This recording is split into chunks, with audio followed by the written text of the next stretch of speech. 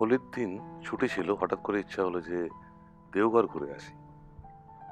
আপনারাও যদি এই সময় আহ, দুর্গাপুর থেকে আসেন দেওঘর, আসানসোলের থেকে ডান দিকে একটা রোড চলে যাচ্ছে, এটা হচ্ছে দেওঘর যাওয়ার রাস্তা, যেটা পড়ছে জামতারা মিহিজাম রোড।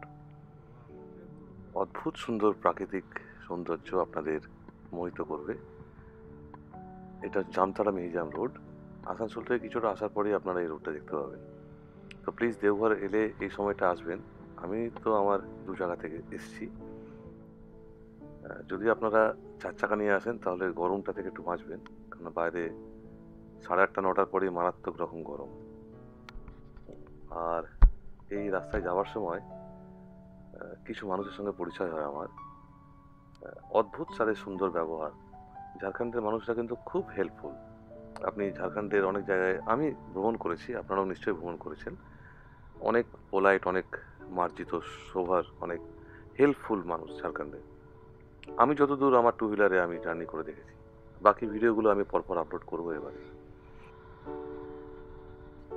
এই যাওয়ার রাস্তাতেই আমার এই মিউজিয়াম জামতারা রোডে একজন ভদ্রলোকের সঙ্গে পরিচয় হলো, মিস্টার ঝা।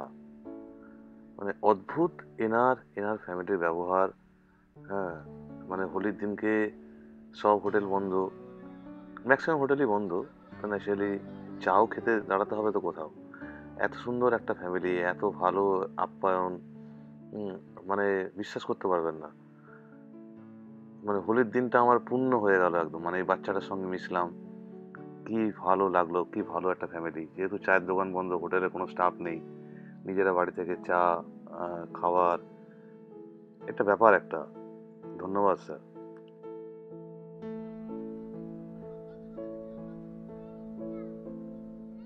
क्या बात है। আপনারা প্লিজ দেওঘর গেলে এখানে একবার থামবেন। হ্যাঁ, একবার এনাদের সঙ্গে পরিচয় করবেন, কথা বলবেন, দেখবেন কি ভালো ব্যবহার। বাচ্চাটা আপনার মন জয় করে নেবে। গাড়িটা পূর্ণতা পেল, তাই না?